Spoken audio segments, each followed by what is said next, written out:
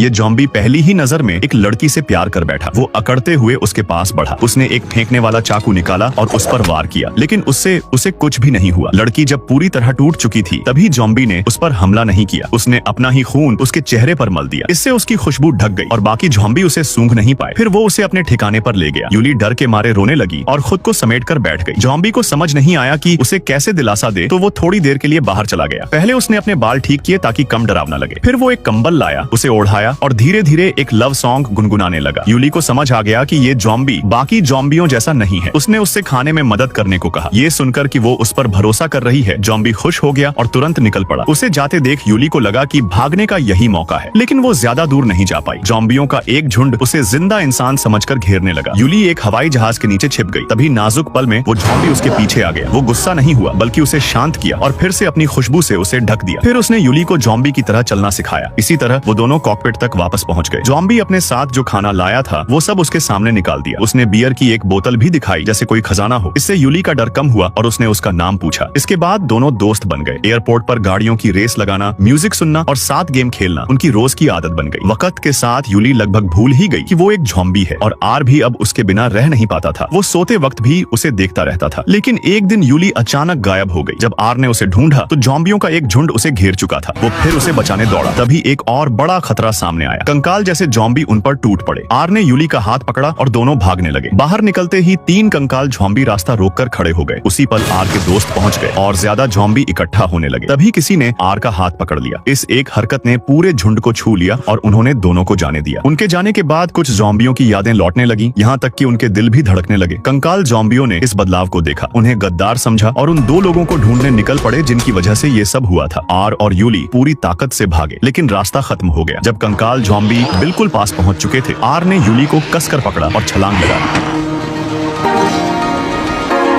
मौत को छूकर निकलने के बाद दोनों ने जोश में एक दूसरे को चूम लिया। उसी पल आर की आंखों की पुतलियां बदलने लगी। तभी अचानक एक गोली उसे लगी। सेना उन्हें ढूंढ चुकी थी। यूली तुरंत आर के सामने खड़ी हो गई उसे बचाने के लिए। और तभी उसे एक चौंकाने वाली बात समझ आई। आर के शरीर से खून बह रहा था। वो अब जॉम्बी नहीं रहा था, वो फिर से इंसान बन चुका था।